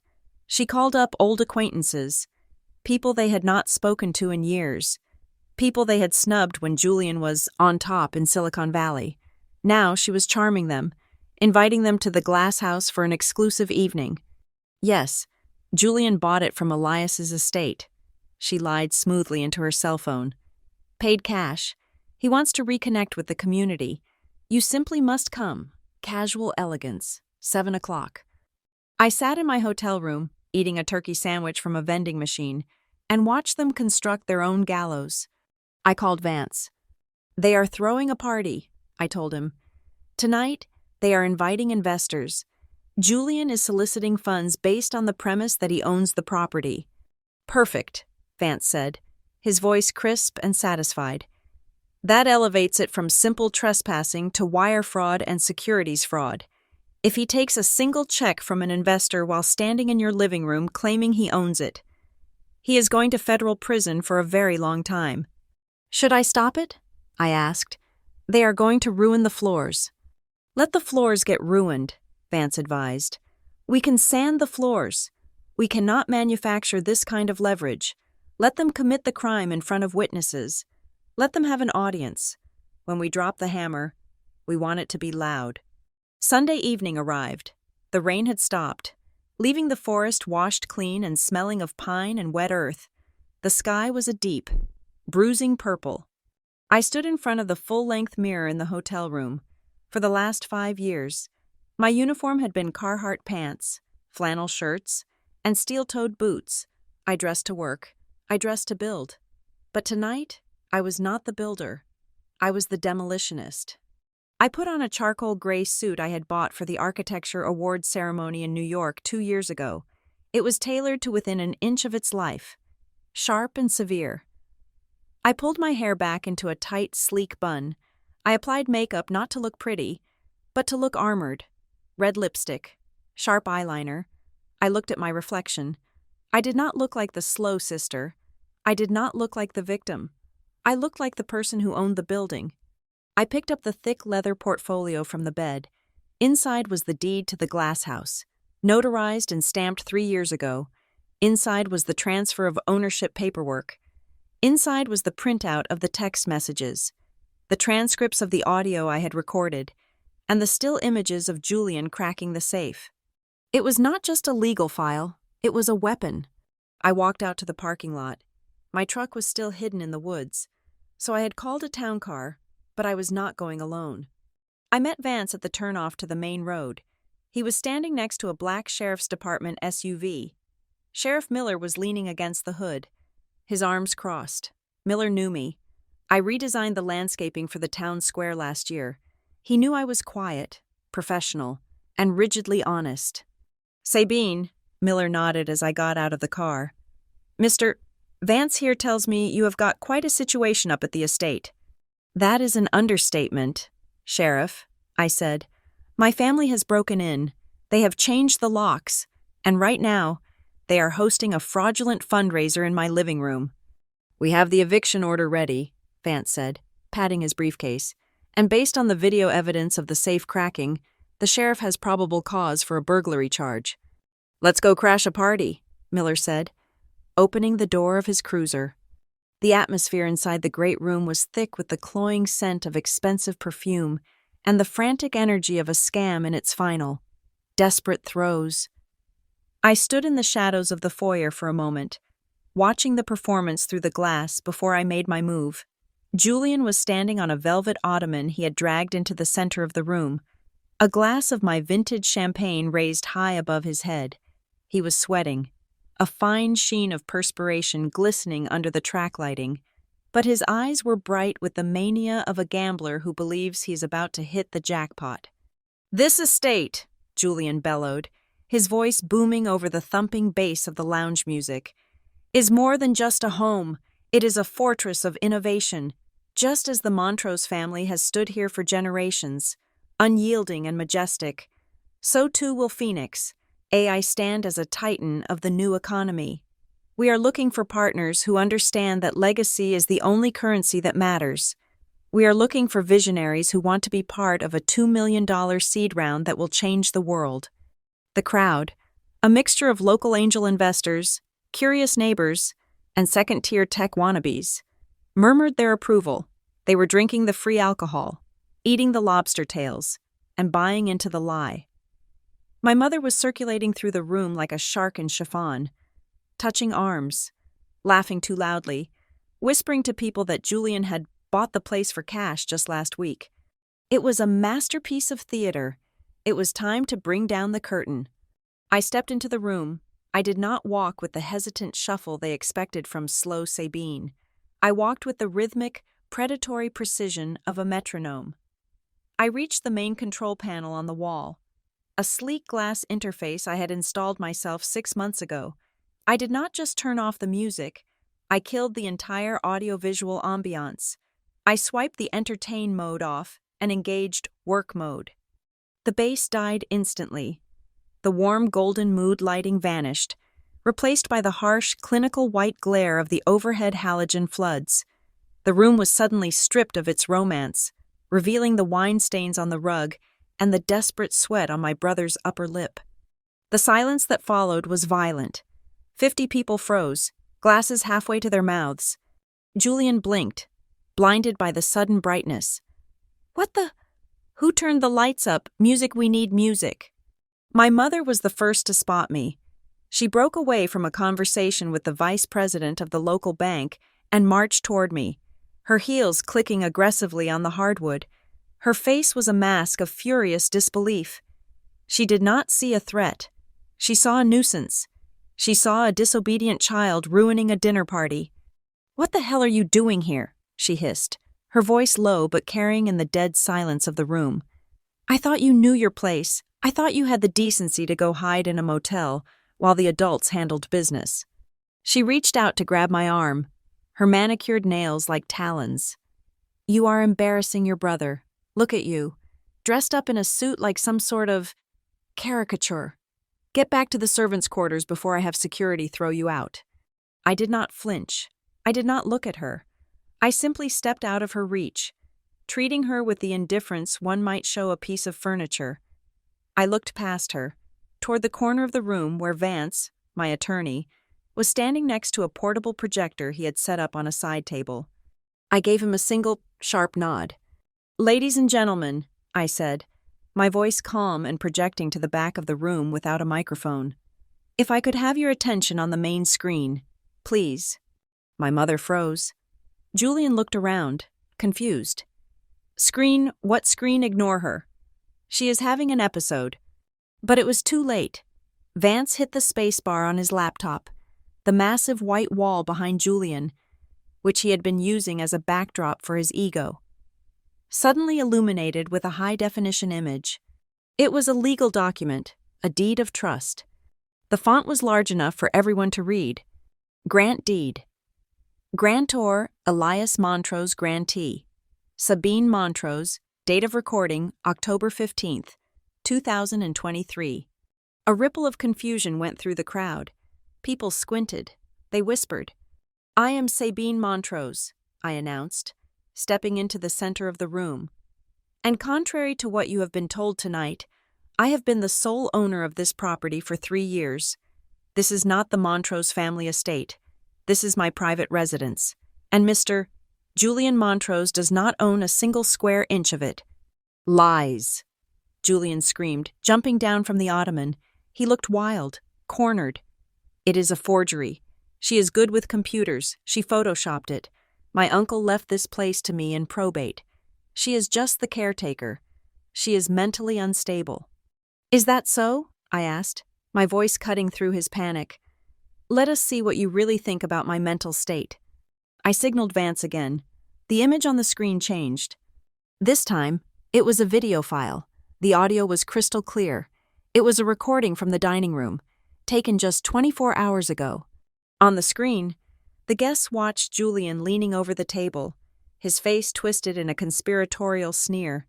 We paint a picture, the digital Julian said, his voice echoing off the high ceilings. She is a recluse. She talks to plants. We petition for an emergency conservatorship. We become her legal guardians. We take control of her assets. We leverage the deed to pay off my legal fees. The room went deadly silent. The investors who had been holding Julian's business card dropped them onto the floor. They were watching a conspiracy to commit fraud unfold in real time. But I was not done. The video cuts to a new clip. This one was of Trisha. She was in the library, holding a Ming Dynasty vase that Elias had cherished. On the screen, she looked at the price tag on the bottom, sneered, and then deliberately smashed it against the fireplace hearth. Ugly old junk, the video Trisha said, kicking the shards. We will sell the rest and buy modern stuff. A collective gasp went through the room. That is my wife, Julian yelled, pointing at the screen. That is out of context. The context, I said, is that you are a fraud. Julian, you are soliciting $2 million from these people for a company that has no assets, using a house you do not own as collateral, to cover up a federal investigation. The guests began to move. It started as a trickle and became a flood. The vice president of the bank set his glass down on a table with a sharp clink and walked out without a word. The angel investors followed him, clutching their purses and checking their phones.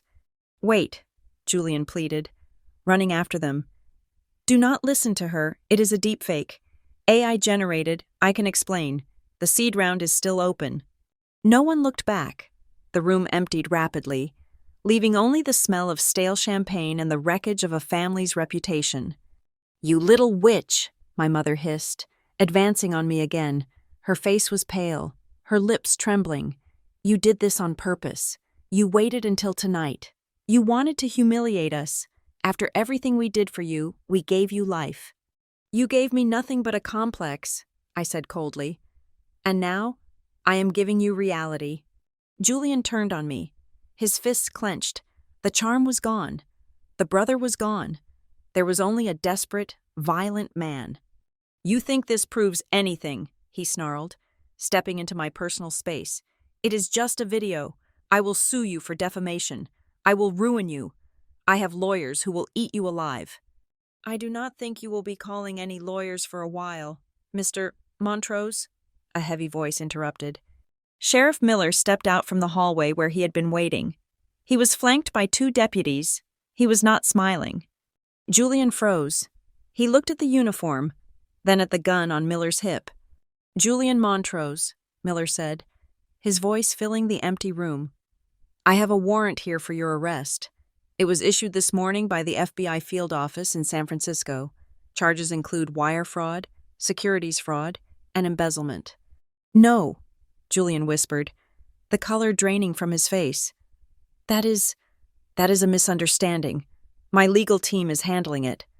We also have a local warrant, Miller continued, pulling a pair of steel handcuffs from his belt. Signed by the district judge an hour ago. Burglary, criminal mischief, and trespassing. We have video evidence of you breaking into a safe on this property. That is a felony. Son. Miller spun Julian around. Julian did not fight. He went limp, the air rushing out of him like a punctured balloon.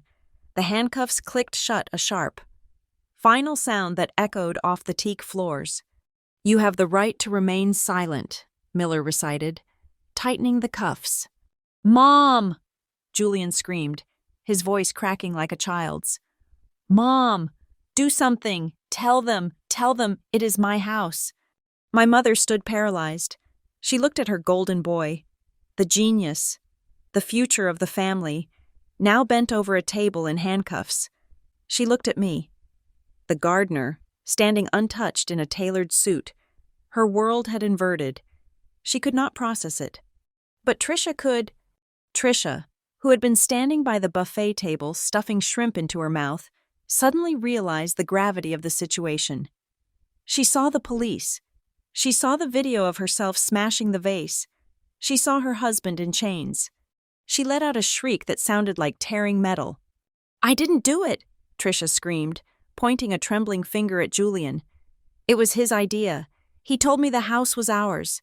He told me Elias left it to him. I didn't know. Trisha. Julian looked at his wife, betrayed. What are you doing? He made me come here, Trisha yelled at the sheriff, her eyes wide and frantic. He drove the car. He broke the lock. I just wanted to go home. He is the one who stole the money from the investors. I am a victim here. Look at me. I am a mother. Ma'am, one of the deputies said, stepping forward. We saw the video. You destroyed property valued at over $5,000. That is felony criminal mischief. You are coming too. No, Trisha wailed, backing away until she hit the wall. No. My babies. You can't take me. It is all him. He is the liar. He has been lying to everyone for years. He stole from his parents. He stole from everyone. She was sobbing now, a messy, ugly breakdown. She was not the haughty socialite anymore. She was a rat trying to scurry off a sinking ship, willing to drown her own husband to stay afloat. Take them out, I said to Miller. The deputies grabbed Trisha, who was kicking and screaming, and marched her out the front door. Miller led Julian away. My brother passed me, and for a split second, our eyes met. There was no defiance left, just terror. Sabine, he whispered, please. I did not blink. Goodbye, Julian. The door closed.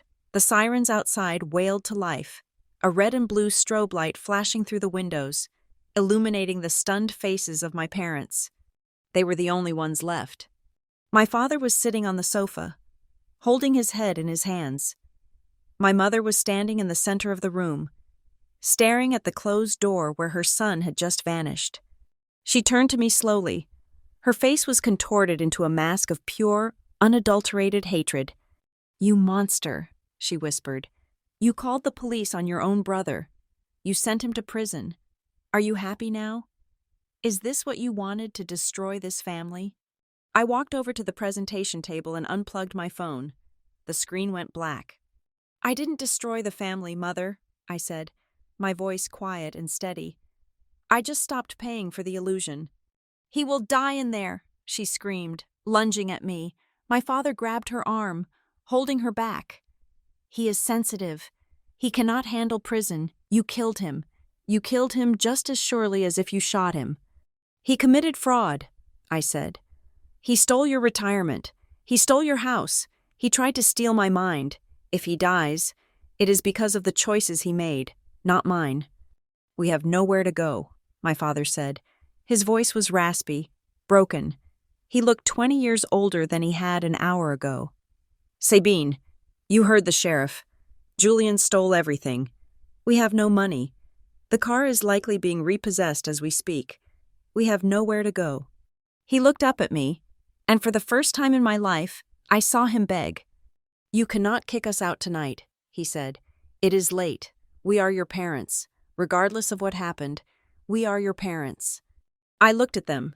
I looked at the people who had mocked my disability, who had called me slow, who had treated me as a servant in my own kingdom. I looked at the people who were ready to sign a paper declaring me insane just so they could build an infinity pool. "You are right," I said. "It is late." Hope flickered in my mother's eyes, a tiny, arrogant spark. She thought she had found the crack in my armor. She thought the old Sabine, the doormat, was still in there. "But," I continued, checking my watch, "the sheriff is still in the driveway, and Vance has the eviction papers ready. You have exactly 30 minutes to pack your personal effects. Anything you leave behind will be donated to charity." 30 minutes, my mother gasped. "But where will we sleep?" I looked at the window, where the rain had started to fall again, cold and relentless against the glass. "I believe," I said, echoing the words she had said to me so many times when I was a child, asking for comfort. "That is a problem for people who are resourceful. You always told me I needed to be tougher. Tonight, I am letting you practice." I turned my back on them and walked toward the library. 30 minutes, I called out over my shoulder. "I am starting the timer." Behind me, I heard the sound of my mother collapsing onto the floor, sobbing not for her son, but for the loss of the soft, cushioned world she thought she was entitled to rule forever. The party was over. The cleanup had begun. The red and blue strobe lights of the sheriff's cruisers finally faded from the windows, leaving the great room in a silence so heavy it felt like it had mass. The air was still thick with the smell of expensive cologne, stale champagne, and the ozone scent of catastrophe. Julian was gone. Trisha was gone. The guests had scattered like cockroaches exposed to a sudden light. Now, there were only 4 of us left in the wreckage of the Phoenix AI launch party: myself, my attorney, Vance, and my parents. Arthur and Marilyn Montrose stood in the center of the room, surrounded by half-eaten trays of Wagyu sliders and overturned chairs. They looked like statues that had been toppled from their pedestals, but had not yet realized they were broken. For a long minute, neither of them moved. They just stared at the open front door where their golden son and his shrieking wife had been dragged out in handcuffs. Then the shock wore off, and the survival instinct kicked in. I watched, with a cold, clinical fascination, as my mother's face transformed. The mask of the imperious matriarch melted away, replaced instantly by the trembling, tearful visage of the victim. It was a performance I had seen 1,000 times before, usually deployed to get out of a speeding ticket or to guilt a waiter into comping a meal. But this time, the stakes were not a free dessert. The stakes were survival. "Sabine," she choked out, her voice cracking perfectly on the second syllable. She took a stumbling step toward me, her hands reaching out. "Oh, God, Sabine, my baby, what just happened?" I did not move. I stood next to the presentation screen, my hands clasped behind my back. The law happened. Mother, consequences happened. "He tricked us!" she wailed, rushing forward to grab my hands. Her palms were clammy, her grip desperate. "You have to believe me. Julian. He told us everything was legal. He told us he had permission. He manipulated us. Sabine. Just like he manipulated Trisha. We are victims here. Your father and I. We are old people. We didn't know. How could we know?" She looked up at me, her eyes swimming with tears that did not quite spill over. "You know how he is. He is so charismatic. He twisted our minds. We would never have come here if we knew he was hurting you. Never. You are my daughter. My only daughter." It was a masterclass in gaslighting. 5 minutes ago, she had called me a witch. 24 hours ago, she had plotted to have me declared insane so she could install an infinity pool. Now, I was her only daughter, her beloved child, whom she had ostensibly protected. "Stop," I said. I pulled my hands away from hers as if she were contagious. "Do not insult my intelligence. I heard the recordings.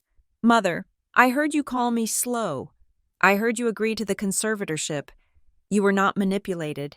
You were a co-conspirator. You were happy to go along with the fraud as long as it meant you got to live in a mansion." "I was scared," she pleaded, switching tactics instantly. "I was scared for your future.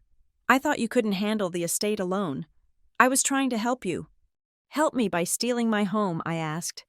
"By managing it," she cried. "We are family. We do things for each other." My father, who had been sinking into the sofa with his head in his hands, finally looked up. He seemed to have aged 10 years in the last hour. His face was gray, his eyes hollow, but unlike my mother, who used emotion as a weapon, my father used authority. He tried to summon the ghost of the patriarch he used to be. "Enough, Marilyn," he grunted. Standing up with effort, he looked at me, his jaw setting in a stubborn line. "Sabine, look, what is done is done. Julian is gone. Trisha is gone. It is a tragedy. But we have to look at the practicalities now." He gestured around the vast, empty room. "This house, it is 10,000 square feet. It is absurd for one single woman to live here alone. You admitted it yourself. You work all the time. You cannot maintain this place by yourself." "I have managed it perfectly for 3 years, I corrected him, "without your help." "But things have changed," my father insisted, his voice gaining a little more strength. "There are the children, Hunter and Madison. Their parents are in jail. Sabine, in jail. Those poor kids are upstairs in the guest wing, probably terrified. Who is going to take care of them? You have a career. You have no experience with children." He took a step toward me, trying to loom over me, trying to make me feel small. "We are their grandparents. We are the only stability they have left. So here is what is going to happen. We will stay. Not as owners, fine. You proved your point with the deed, but as caregivers. We will live in the guest wing and raise the boys while Julian sorts this out. It is the only moral solution. You cannot throw 2 elderly people and 2 innocent children out on the street." He crossed his arms, satisfied with his logic. He believed he had found the checkmate. He believed that my conscience would be the trap that kept them inside the house. I looked at Vance. He was standing by the window, checking his watch. He gave me a small, almost imperceptible nod. "That is an interesting proposal, Father," I said, my voice flat. "But it relies on 2 false assumptions. The first is that you are capable of taking care of anyone. The second is that you have the means to do so." "We have our pension," my father blustered. "We have our Social Security. We can contribute to the household expenses." "No," I said. "You don't." I walked over to the table where Vance had laid out his briefcase. I pulled out a document I had not shown on the big screen. It was a credit report. "When I started investigating Julian's finances 2 days ago," I said, holding the paper up, "I found something interesting attached to his business loans. A surety agreement, dated 6 months ago." My father went pale. My mother stopped her fake sobbing and went deadly still. "You didn't just give Julian the cash from the Florida house," I said, reading from the document. "You co-signed his commercial loans. You leveraged your personal credit to guarantee his debts. You signed a document stating that if Phoenix AI defaulted, the creditors could come after your personal assets." I looked at my father. "Phoenix AI has defaulted. Father, the creditors are not coming. They are already here. Your bank accounts have been levied. Your pension is being garnished to 0. You do not have Social Security checks coming next month. They are going straight to the bank. You are not just homeless. You are destitute. You have a negative net worth. You cannot buy a loaf of bread, let alone raise 2 children." That is not true," my father stammered, but his voice shook.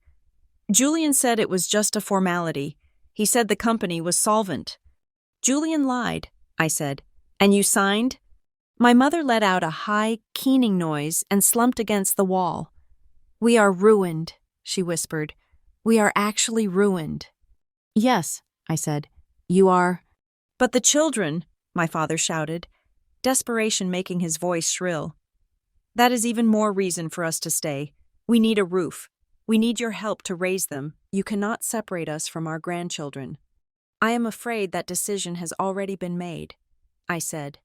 I picked up my phone. When I called the sheriff, I also made a second call, to Child Protective Services.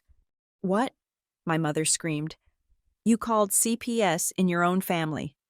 I called the authorities to report that 2 minors had been abandoned by their parents who were taken into custody for felonies, I said calmly, and that the only available relatives, the grandparents, are currently homeless, bankrupt, and were accomplices to the crime.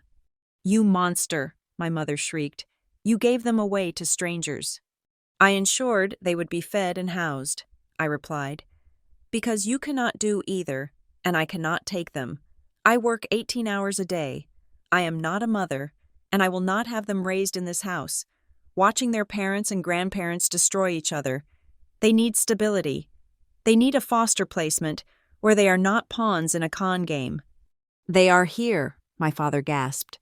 "The social workers—" "They arrived at the back entrance 10 minutes ago," I said. "While you were watching Julian get cuffed, the social workers took Hunter and Madison out the service door. They are already gone. They are safe, which is more than they would be with you." The silence that followed was absolute. It was the silence of a bridge collapsing. My mother stared at me. Her face was no longer sad. It was no longer pleading. It was contorted into a mask of pure, unadulterated venom. The transformation was complete.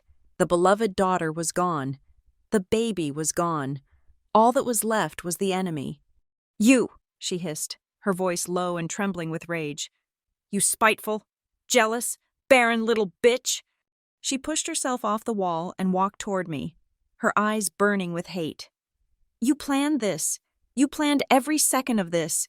You waited until we were vulnerable, and you struck. You are a snake, Sabine, a cold, poisonous snake. We gave you everything.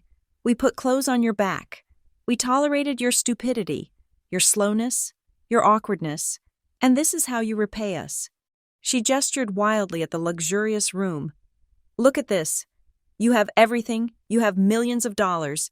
You have a palace, and you begrudge your own parents a bedroom. You begrudge us a roof over our heads. You are so greedy that you would rather see us sleep in the gutter than share a single crumb of your success." "It is not about the crumb, Mother," I said, my voice steady, though my heart was hammering against my ribs. "And it is not about the money." "It is about the money," she screamed, spit flying from her mouth. "It is always about money. You want to hoard it all like a dragon. You want to see us suffer because you are miserable. You are going to die alone in this glass cage. Sabine, no one will ever love you because you are incapable of love.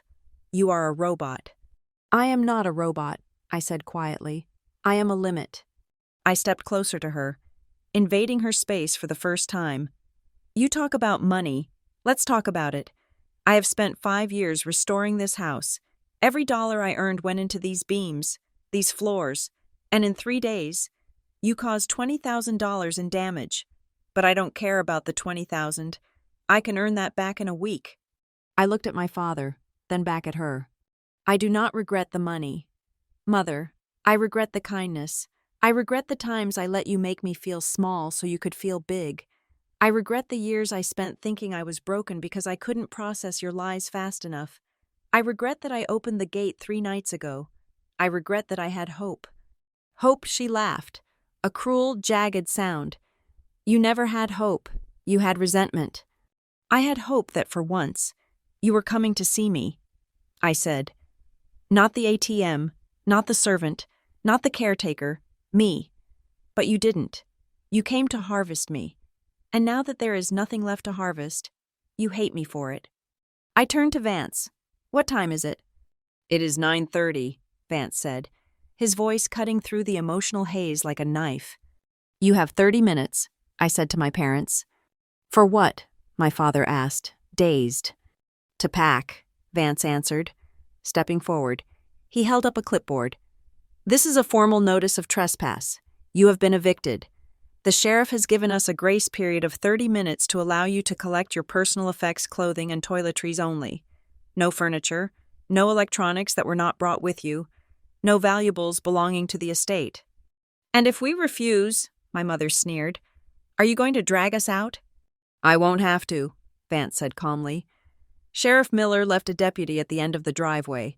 If you are not off the property by 10 o'clock, you will be arrested for criminal trespassing. Given your current legal exposure with the fraud charges, I would suggest you avoid adding to your rap sheet." "Where are we supposed to go?" my father whispered. "We have no car. It was towed. We have no money for a hotel." "There is a motel down on Route 9, I said. "The Starlight Inn. It is cheap, and it is dry." I reached into my pocket and pulled out a voucher I had printed earlier that day. "I paid for 2 nights, I said, dropping the piece of paper onto the coffee table. "It is a non-refundable booking. I suggest you use it." "You are buying us off with a motel room," my mother spat, "after stealing our inheritance." "It was never your inheritance," I said. "It was Elias's home, and he chose the person who loved it, not the people who wanted to sell it." I turned my back on them. "Start packing. I will be in the library. If you are not gone in 30 minutes, I will let the deputy handle it." "Sabine," my mother screamed after me, "you will rot in hell for this. Do you hear me? You will rot." I kept walking. I walked out of the great room, down the hallway, and into the library. I closed the heavy oak door, muffling her screams. I stood in the center of the room, surrounded by the smell of old books and silence. My hands were shaking, not from fear, but from the sheer exhaustion of severing the limb to save the body. It was done. The cancer was cut out. But even as I stood there, I could hear them in the distance, banging suitcases down the stairs, their voices raised in a cacophony of blame and rage. They were not packing with dignity. They were looting their own lives, grabbing what they could before the darkness took them. I looked at the timer on my watch. 29 minutes left. I sat down in Elias's leather chair and waited for the end. The deputy standing by the front door checked his watch. He did not look sympathetic. He looked like a man who had seen enough domestic disputes to know exactly who the villain was. And tonight, the villains were the 2 elderly people frantically stuffing cashmere sweaters into Louis Vuitton duffel bags. "Time is up," the deputy announced, his voice flat. "Let's move it along, folks. You don't have to go home, but you can't stay here." My parents emerged from the hallway.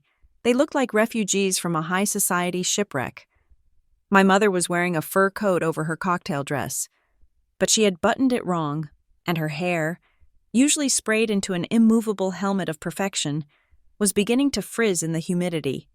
My father was dragging 2 heavy suitcases, his face a mask of red-faced exertion and humiliation. They stopped at the threshold. My mother's eyes darted around the foyer, landing on a small, antique silver bowl that sat on the entry table. It was a trivial thing, used to hold keys, but it was solid sterling.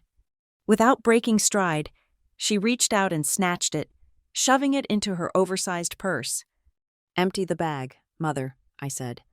I was standing by the door, holding the doorframe, watching them leave. I did not raise my voice. I did not need to. She froze. She looked at me with a mixture of shock and defiance. "It is just a bowl. Sabine, a little bowl. You are kicking us out with nothing. Surely you can spare a bowl so we can sell it for food." "That bowl belongs to the estate," I said, extending my hand. "And you are not starving. You are just stealing. Again, empty the bag. Or do I need to ask the deputy to do a search of your person before you leave the property?" The deputy took a step forward, his hand resting on his belt. "Ma'am, put the item back. Do not make this a larceny charge on top of the trespass." My mother let out a strangled sob of pure rage. She reached into her purse and hurled the silver bowl onto the floor. It hit the teak with a loud clang, spinning wildly before coming to rest against my boot. "Happy," she spat. "Are you happy now, you greedy little witch?" "I am not happy," I said. picking up the bowl and placing it back on the table. "I am just accurate. Now, please leave." They walked out onto the porch. Vance followed them, clutching his briefcase against his chest. I stepped out last, pulling the heavy front door shut behind me, but not locking it yet. I wanted to see them off the property. I wanted to make sure they crossed the gate line. The weather had turned violent. The earlier drizzle had hardened into a freezing, driving rain that slashed sideways in the wind. The temperature had dropped to near freezing. It was the kind of Seattle night that seeps into your bones and stays there. My parents huddled under the porch overhang, shivering. My father looked out at the driveway, squinting into the darkness. "Where is the car?" he asked. "I parked it right there, right next to the fountain." He pointed to an empty patch of wet gravel, the massive SUV, the symbol of their status. The vehicle they had used to invade my sanctuary was gone. There were only fresh, deep tire tracks in the mud leading down the hill. "Where is my car?" my father shouted, panic rising in his voice. "Did Julian take it? Did the police take it?" "Neither," Vance said, his voice cutting through the wind. "The bank took it." My father spun around. "What?" "I took the liberty of contacting the lien holder on the vehicle while the sheriff was arresting your son." Vance explained calmly, "Since you are 6 months behind on payments, and since the vehicle was located at a known address for the first time in weeks, they sent a recovery team immediately. The tow truck came up the back service road while you were packing. It is gone, Arthur. It is in an impound lot in Tacoma." But that was our only way out," my mother screamed. "How are we supposed to leave? How are we supposed to get to a hotel?" "Walking is free," I said. I pointed down the long, dark driveway that wound through the forest to the main road. "It is a mile to the gate. I suggest you start moving before the storm gets worse." My mother looked at the dark woods, then at the rain, then at me. For a moment, I thought she was going to attack me. Her hands curled into claws, her face contorted into something feral. But the fight was gone. The cold was already biting through her fur coat. The reality of her situation, no car, no money, no son, no home, was finally, truly hitting her. She grabbed one of the suitcases from my father and began to drag it down the steps. The wheels clattered loudly on the stone. My father followed. Head bowed, a broken man. I walked behind them, the deputy trailing us in his cruiser with the lights off, just a silent, rolling enforcement of the eviction. It took them 20 minutes to reach the main gate. By the time they got there, they were soaked. The wind had whipped my mother's hair across her face, sticking it to her skin. My father's expensive loafers were caked in mud. They looked small. They looked pathetic. They reached the iron gates. I pressed the remote in my pocket, and the gates swung open with a mournful groan. They stepped out onto the public road. The deputy stopped his car inside the gate, flashing his lights once to signal that the job was done, then turned around to head back to the station. Vance stood beside me under the shelter of the gatehouse overhang. I stayed dry. My parents stood in the rain. My mother stopped. She let go of her suitcase. It fell into a puddle with a splash. She turned around and grabbed the iron bars of the gate. Her makeup was running down her face in black streaks. She looked like a ghost, a banshee screaming into the void. "Sabine," she shrieked. Her voice tore through the sound of the rain. "Look at us. Look at what you have done." She gestured wildly at the empty road, at the dark forest, at her shivering husband. "We have nothing. The car is gone. The house is gone. Julian is in jail. I am your mother. I gave birth to you, and you are just going to stand there. You are going to close this gate and go back to your warm fire and drink your wine." She shook the bars, the metal rattling against the lock. "You said we couldn't stay. You said we had to leave. But where do we go?" She took a breath, and then she screamed the words that would haunt the neighborhood for years, the words that signaled the final death of her dignity. "So we sleep on the street, is that it? We sleep on the street like dogs." The question hung in the air, raw and bleeding. I stepped forward. I did not step out into the rain. I stayed precisely 1 inch behind the property line, under the dry overhang. I looked her in the eye. I did not feel pity. I did not feel guilt. I felt a strange, cold sense of balance. "Mother," I said. My voice was not loud, but the wind carried it directly to her. "Do you remember when I was 9 years old?" She blinked, confused by the question, her hand still gripping the cold iron. "I came home from school with a black eye," I continued. "The neighborhood boys had thrown rocks at me because I was slow to answer them. They called me a retard. I was bleeding. I was terrified. I begged you to let me stay home the next day. I begged you to drive me to school instead of making me walk past their house." My mother stared at me, water dripping from her nose. "Do you remember what you said to me?" I asked. She said nothing. "You didn't look up from your magazine," I reminded her. "You took a sip of your coffee and you said, 'Sabine, stop crying. The world does not owe you safety. Life gives nothing for free. You either sink or you swim. Figure it out.'" I saw a flicker of recognition in her eyes. The memory was there, buried under years of narcissism.